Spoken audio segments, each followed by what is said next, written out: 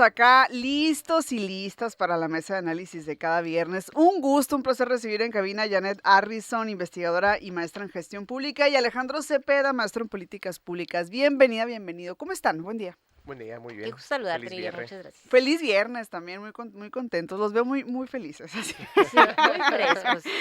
Y con muchas ganas de hablar sobre el proceso de, pues para elegir, ¿no?, a la persona que ocupará la rectoría de la Universidad de Sonora. A mí me parece muy destacado hablar sobre esta iniciativa de los medios públicos de acá de Sonora, en este caso Radio Sonora y Telemax, que de manera conjunta realizaron este encuentro entre aspirantes a la rectoría de la Universidad de Sonora, un formato que platicábamos ahorita, en donde se tuvieron preguntas diversas de parte de la comunidad estudiantil, de parte de docentes, de trabajadores. Pues se vio reflejada la Universidad de Sonora en estas preguntas, que además también preguntas diversas, ¿no? Los estudiantes con alguna preocupación, a lo mejor quien está por acá trabajando en la parte administrativa, o los docentes otra. Me pareció muy interesante, pero quisiera escuchar ustedes su punto de vista. Empezamos contigo, Janet. Gracias. Yo creo que fue un gran esfuerzo y hay que reconocerse a los medios que son de los sonorenses y de las sonorenses, porque al final, bueno, yo soy de Santana y en Santana Telemax y Radio Sonora son dos fuentes de información muy importantes y sé que es así en todos los municipios del estado. Creo que es una manera de diversificar también la conversación, porque ya no fueron solamente sus discursos, que obviamente repiten sus ideas más importantes, entonces eso ya lo habíamos escuchado.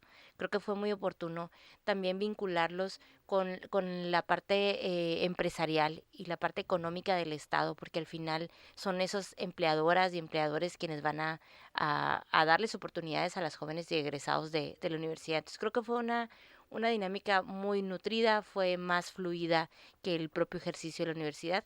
A mí me parece que obviamente la pregunta es dónde está Dena Camarena. Ustedes saben que Ujú. yo era partidaria de su frescura, me parece muy poco fresco declinar a un ejercicio eh, como este, que es bien importante en un proceso democrático. Entonces, a mí me parece que no solo pierde una oportunidad, sino que manda un mal mensaje de cómo sería su gestión, en mi No, opinión. aparte, y eso que dices es bien importante, una oportunidad, porque es una oportunidad de hablarle a todo el estado, es una oportunidad de hablarle a todos los sectores, y no sabemos además por qué declinó, pero bueno, sí se Ujú. contó con la presencia del resto de las y los aspirantes. Alejandro, ¿tú cómo viste este encuentro? Sí, definitivamente creo que pues fue un poco más fluido que todos los demás. Ujú. Primeramente quisiera felicitar también a Telemax y Radio Sonora por la organización de un debate. La verdad que uno no ve desde fuera qué tan difícil es organizar un debate, pero la verdad que es un ejercicio pues bastante complejo. Ujú. Todo el diseño de escaletas, obviamente la organización entre los participantes y y los organizadores, y ahí Ujú. es todo un tema, la verdad, la organización de un debate, y pues creo que estuvo bastante bien. Las ideas pues fluyeron bastante claras. En cuestión de producción pues creo que estuvo bastante pues correcto. Precisamente a mí lo que me gustó fue que básicamente fueron preguntas de distintas comunidades, ¿no? Empezamos con preguntas de la Ujú. comunidad universitaria. Posteriormente tuvimos ahí un apartado de un minuto en donde se le preguntaba a los candidatos en dónde encontraban sus diferencias entre cada uno, que creo eso fue lo que más dilucidó, así como la personalidad de De cada cada uno, uno de ¿no? los candidatos. De cada uno. Posteriormente tuvimos las preguntas de los representantes del sector productivo, que pues tuvimos representantes, por ejemplo, de los mineros, si no me equivoco, tuvimos representante del sector automotriz, Para abogados. sí, ajá. Entonces tuvimos preguntas de redes sociales al final. Entonces fueron muy variadas las tipos de preguntas. Esto me gustó bastante. Lo que sí creo que yo no, en lo particular, yo no había captado, y que creo que se vio eh, pues bastante claro en el debate, fueron las múltiples realidades de la universidad, ¿no? Ok. Si veíamos unos problemas en la Universidad de Sonora aquí en Hermosillo, y veíamos otro tipo de problema, por ejemplo, en Nogales, pues no, que salió mucho al tema. Por ejemplo, el caso de Nogales, que está muy alejado de la ciudad, entonces se requería de un transporte para los estudiantes. Incluso un estudiante ahí lo mencionó, que, por ejemplo, no tenían mucha conexión con la ciudad, en caso de que hubiera una emergencia, por ejemplo, si iba a tardar bastante, La ayuda, ¿no? sí, En la llegar. ayuda, o por ejemplo con el transporte, que es una batalla para todos los estudiantes que viven en Nogales. Entonces, cuando hablamos de una universidad de Sonora, pues también estamos hablando de múltiples universidades que requieren de distintas necesidades, y aquí es donde donde toma mucha relevancia, pues algunas de las opiniones o de las propuestas de los candidatos. Por ejemplo, en el caso de Cuauhtémoc, vemos que él quiere fortalecer las unidades aquí en Hermosillo, ¿no? Ujú. Hacer su unidad ahí en el parque industrial, mientras que, por ejemplo, Ezequiel Rodríguez quiere fortalecer las unidades regionales, ¿no? Entonces, ese tipo de situaciones o propuestas que Ujú. son completamente polares, ¿no? Pues es lo que tienen que valorar los estudiantes al momento de emitir su voto, pues por uno u otro. Oye, a mí también me llamaba mucho la atención algunas preguntas que iban en sentido, por ejemplo, no recuerdo quién preguntó, pero decía el tema salarial, que decía cuándo nos van a nivelar, y Ajá. también Ujú, había otra pregunta en torno al uso de recursos de la Universidad de Sonora, claro. que a mí también me pareció interesante, porque quizá ya en el día a día, en eso de que a lo mejor autorizas y mandas y esto Sí. y lo otro, y la gente que trabaja y que lo hace diario, pues se puede preguntar, Ujú, oye, pues si hay otras necesidades, ¿por qué no canalizamos tales recursos a tal parte, ¿no? Entonces claro. yo creo que también eso habla mucho de que cada persona situada en los diferentes espacios de la Universidad de Sonora tiene una visión distinta y tiene una realidad y una preocupación diferente, que se Claro. conjugó todo a final del día pues en este encuentro, en este debate, Ujú. ¿no? Entonces, al final, ¿con qué nos quedamos, Janet, de este encuentro? ¿Tú con qué te quedas? ¿Qué nos deja? Y a quién le favor, porque bueno, cuando se organizan otros debates siempre vemos a un ganador, todo eso. A lo mejor la pregunta es muy ociosa, ¿no? Pero creo que hubo quizá, y la vamos a cambiar la pregunta, ¿quién aprovechó más el espacio desde tu punto de vista? Yo creo que el gran problema con los debates es que se prometan cosas que no se pueden cumplir Ok. y eso eventualmente va a ir desgastando la democracia. Lo hacen tanto los debates de políticos como está pasando en la universidad. Entonces Ujú. yo veía a aspirantes diciendo, sí, gratuita ya, sí, aumentos salariales, pero ahí tenemos enfrente ya dos emplazamientos a huelga de esas promesas que no se han podido cumplir y que cada revisión contractual se vuelve cada vez más conflictiva. Entonces yo creo que generar también expectativas desmedidas y que tienen que les falta un soporte de realidad, pues al final va a abrir una distancia más grande entre esa negociación contractual y la universidad. Entonces yo creo que siguen siendo los debates espacios muy importantes para, como bien decía Alejandro, pues ver cómo son sus perfiles, cómo es su forma de reaccionar, pero también necesitamos ser conscientes de que lo que ahí se dice de alguna manera es un compromiso que después va a ser reclamado en caso de que sean nombrados. Entonces yo creo, en eso es mi mayor preocupación.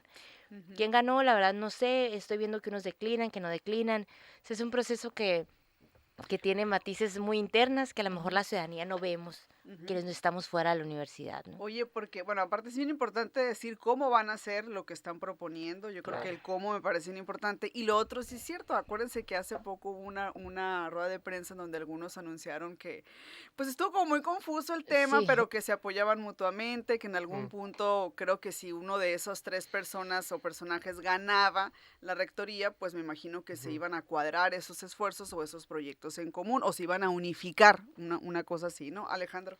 Sí, ¿Con qué te como quedas? menciona aquí mi compañera Ujú. Janet, pues creo que la gran presencia del debate fue la no presencia de Dena Camarena. La Eh, desaprovechó, exacto. insistimos, la sí que mal, desaprovechó. ¿eh? Sí. Sí, Ujú. y definitivamente creo que pues al ser reconocida como una de las candidatas fuertes para ser rectora, pues creo que debería haber estado ahí. Veremos si realmente tiene una afectación en la consulta o no. Eh, Tal vez, digo, esto ya es mera especulación mía. Judith y otros candidatos que ya declinaron, digamos, o se unieron al proyecto de otro candidato, pues tal vez sí no ven tan, digamos, tan sencillo el hecho, porque para mí si dos candidatos se unen a otro es porque no se consideran como los punteros, pues, ¿no? Ajá. Eso es, No, sí, como que no está muy, bueno, sí. exacto. Entonces, al no considerarse como los punteros, se unen, van sobre la considera como la primer lugar, que por lo menos en cuestión de rumores, pues se corre que Dena Camarena es la más allegada bueno, la más allegada al colegio académico, que el colegio académico tiene la mayoría dentro de la votación, y a final de cuentas, pues uno reconoce que sí, los estudiantes van a votar por, por tres personas que van a quedar al final, y de ahí, pues colegio decide al final ¿Quién? quién es de esas 3 personas. Entonces, creo que tal vez y ellos consideran que no lo necesitan, que no necesitan ir a debatir esas ideas y tal vez sí la pudiera haber desgastado ese ejercicio. Ujú. Pero sí, a final de cuentas, si existe una votación pues bastante considerable más para Cuauhtémoc que por Dena, y al final de cuentas el colegio académico decide irse por Dena, tal vez sí pudiera haber como una votación medio deslegitimada, ¿no? A final de cuentas. Mucho Sí, y sí, hay que tener cuidado con eso porque además decir no lo necesita, bueno, es que a lo mejor en el interior sí la conocen, ¿no? Pero acuérdense que la Universidad de Sonora claro. rinde cuentas Sí. adentro y afuera. Sí, Todos Entonces han tienes que dar hablado, la cara, ¿no? Al final todos del hablan día. de que la democratización y que este proceso hay que ser Sí, o congruentes sea, también. sí.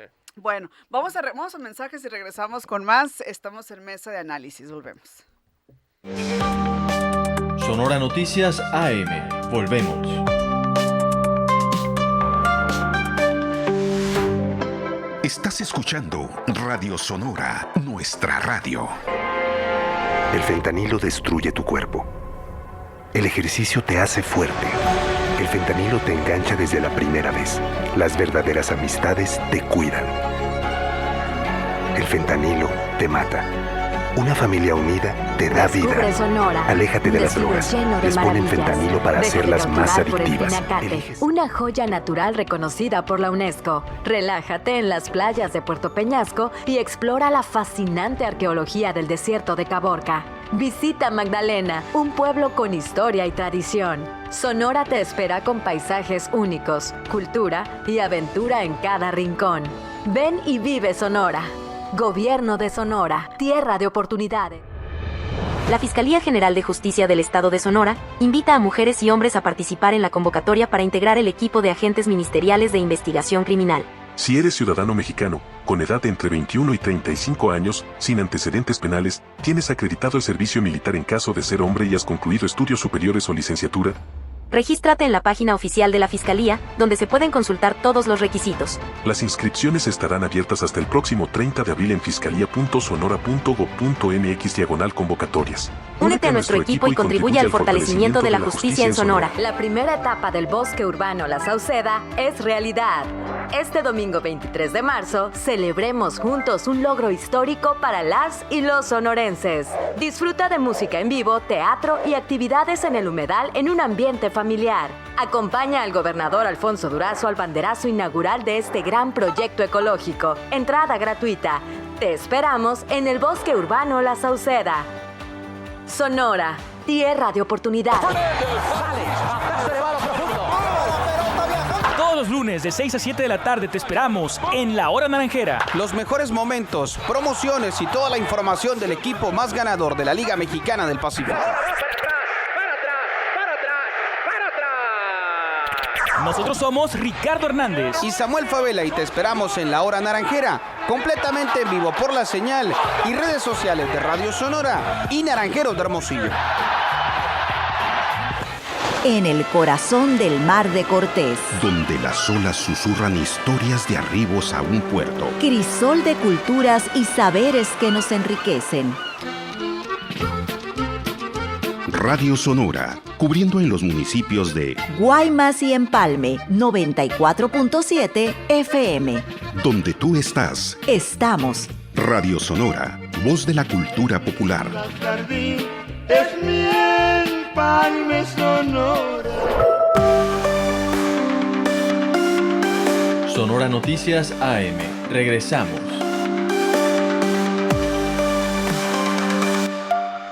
Siete con 47. Estamos platicando en Mesa de Análisis sobre el encuentro del día de ayer organizado por Radio Sonora por Telemax, este espacio en donde, pues además muy dinámico y muy fresco, donde se dieron a conocer ahí más las propuestas y también las inquietudes de la comunidad universitaria para con quienes aspiran a dirigir a la máxima casa de estudios en los próximos 5 años. Algo que también está ahorita por los tiempos, porque es momento y en el año, pues así ocurre, es la revisión de los contratos colectivos y ya están también los emplazamientos a huelga por parte tanto de STAUS como de STEUS, que justo viene a coincidir con este proceso tan importante. Janet, ¿cómo ves esto? Pues yo creo que definitivamente una cosa va ligada con la otra, porque al final estamos, y hay un candidato que es Cuauhtémoc, que viene de uno de los sindicatos. Entonces yo creo que es un elemento que complejiza el proceso de selección. Como bien dice Alejandro, pues necesita el proceso la mayor credibilidad posible, y eso únicamente lo da la transparencia y la participación activa de la comunidad universitaria. Entonces ojalá sea un proceso que salga bien librado. De la revisión conductual, pues yo creo que la crónica de una muerte anunciada de cada año, ¿no? Oye, Alejandro, ¿cómo puede impactar esta revisión, estos emplazamientos al proceso que se está viviendo en la Unison? Definitivamente los estudiantes tienen, y también los miembros de la universidad tienen una vinculación de un candidato hacia el sindicato, ¿no? Eso es inevitable pensar. Lo que sí es, obviamente, cae la elección con la nueva renegociación del contrato. Recordamos que los contratos colectivos duran 2 años. El contrato colectivo pasado fue del 2023 a 2025. Entonces la renegociación es inevitable en este año. Solamente que es como una mala práctica, ¿no? Que voy a renegociar y en lugar de negociar y sentarme en la mesa, pues emplazo a huelga, ¿no? Creo que es un 10% el que se está renegociando de subida al salario, entre otras pequeñas cosas ahí, que, bueno, para efectos presupuestarios tal vez no es pequeña cosa. En el oficio entregado por parte del secretario general a Rectoría, mencionan que es debido a la pérdida del poder adquisitivo a través del tiempo, de los salarios. Obviamente el poder adquisitivo que teníamos anteriormente con 10 pesos, pues ya no es el mismo actualmente, y por lo tanto lo fundamentan en esto para pedir ese aumento salarial. Y sí me gustaría recordar un poco cuál es la función de los sindicatos en la vida en general. Pues no creo que los mexicanos tenemos una muy mala idea de los sindicatos cuando su naturaleza es completamente positiva. Ellos, imagínense, pues, ¿no?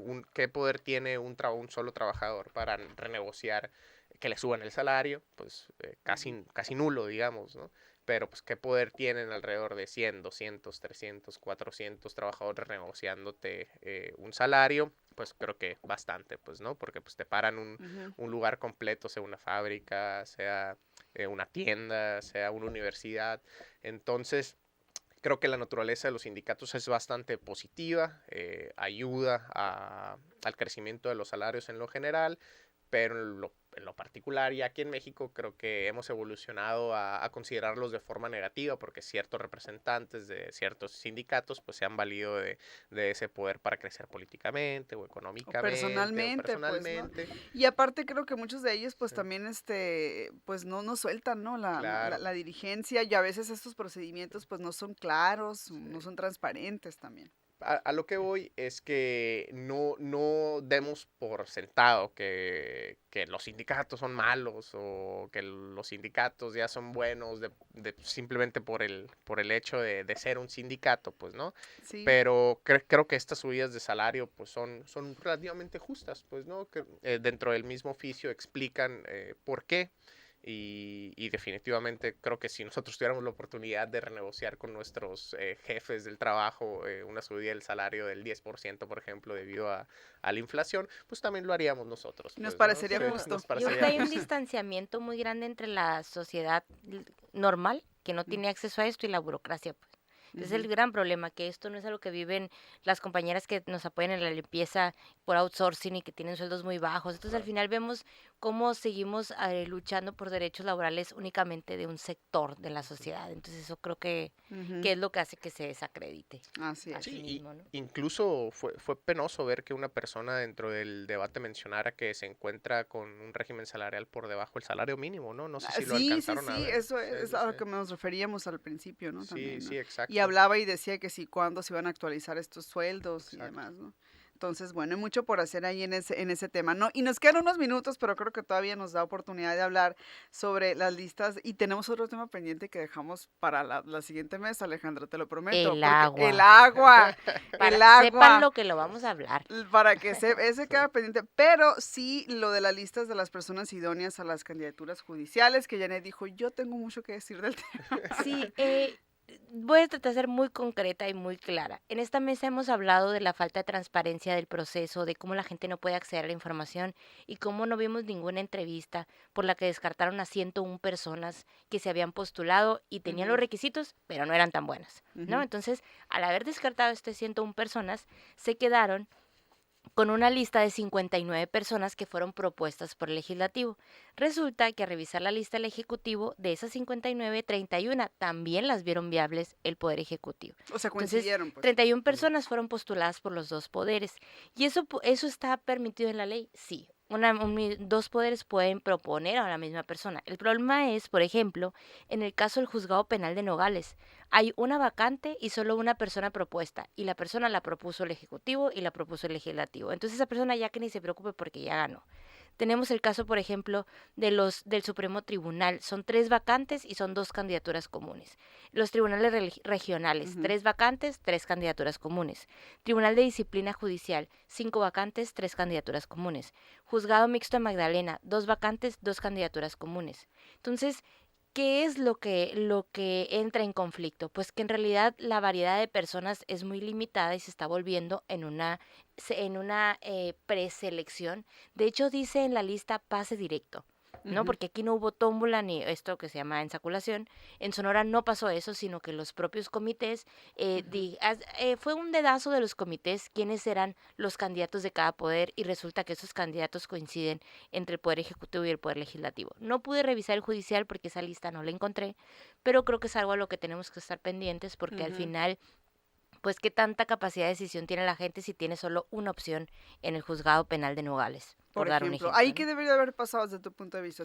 ¿No debieron de haber coincidido o se debió haber dado más oportunidad o qué? Yo creo que de entrada transparentar por qué descartaron a 101 personas, porque esas 101 personas no eran viables. Si no tienes la capacidad de proponer a 2 candidaturas, entonces justifica por qué los que desechaste no debieron de ser candidatas o candidatos. Yo creo que ahí la clave es la transparencia. Yo no estoy señalando que ese sea el elegido, pero pues por simple matemática, entonces, si es un puesto el de Nogales ni campaña, o sea, que no se preocupe, ya ganó. No, necesita. pero eso es bien delicado porque al final esta es la primera vez y lo que no observemos en este proceso, pues lo normalizamos para el resto de los procesos que aún sigue una segunda etapa en la siguiente elección. Entonces yo creo que es importante resaltar el que necesitamos fortalecer esa parte de la selección de candidaturas y que tenemos que estar la sociedad muy vigilantes de quiénes son las personas propuestas. Luego ya hablaremos de que la gente vaya a votar y que entre a la plataforma, conócelos y los investigue, pero de entrada en Nogales pues no los investiguen porque es un solo candidato, ¿no? Sí, no, y aparte porque ya nos comentabas la vez pasada de las boletas y todo, y pues la verdad sí están como que muy, de pronto puede ser muy abrumador para la gente, ¿no? 72 días. Sí, no sabemos por cuántas personas vamos a votar. Yo no sé cuántas me tocan y no sé mucho menos por quiénes. Y soy una persona que de alguna manera estoy relacionada a estos temas, interesada en estos temas, pues ¿qué podremos pensar del resto de la ciudadanía? Así es, Alejandro, no sé si quieras culminar con algún comentario. Sí, estoy de acuerdo de cierta forma aquí con la compañera Enet, en el sentido de que a mí me hubiera visto que se hubiera discutido ahí en comisiones, que como siempre lo hacen, de forma abierta, transmitida por YouTube, todas las entrevistas. Creo que hubiera sido un ejercicio pues bastante considerable de transparencia y rendición de cuentas. Y creo que va a ser una elección complicada, lo platicábamos la vez pasada, por precisamente un nuevo modelo o un nuevo formato de boleta. También pues bueno, sobre todo el tema de la boleta es algo que nosotros ya estamos acostumbrados a simplemente tener nuestra listita así de 6, 7 personas y tachar, ¿no? En este caso van a ser mucho más, van a estar separadas por género, va a venir el poder del cual provienen. Y creo que aquí mi gran crítica de esto sería que el Poder Judicial, siendo que ha actuado a través de todo este proceso, digamos, como una contraparte que no está de acuerdo con la reforma, no está de acuerdo con la elección, pero también no propuso a la cantidad de personas que yo esperaba. Por ejemplo, se estima que alrededor del 50% de los candidatos que provienen del Poder Judicial ya estaban en el Poder Judicial. Era como para que hubieran aprovechado que el 100% de los candidatos que provienen del Poder Judicial ya habrían trabajado dentro del Poder Judicial, pues, ¿no? Y es un tipo como de rebelión, digamos, de ellos, de, ¿saben qué? Pues, no me gusta, pues renuncio a mi cargo, no compito, pero a final de cuentas, si tú quieres ser una gran contraparte, pues te encargas de que todos participen y que las personas que se encuentren dentro del Poder Judicial, que provengan del Poder Judicial, pues sean las más personas posibles, pues, ¿no?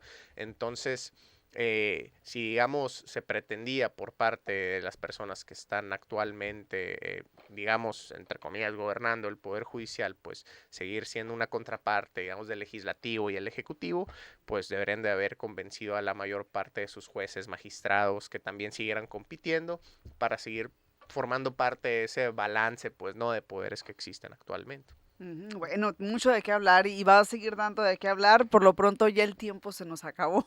Agradeciéndoles como siempre que nos acompañen acá en cabina en esta mesa de análisis. Janet, Alejandro, muchísimas gracias. Bonito fin de semana. Gracias a ti, Mira, igualmente. Gracias. Vamos a mensajes, regresamos.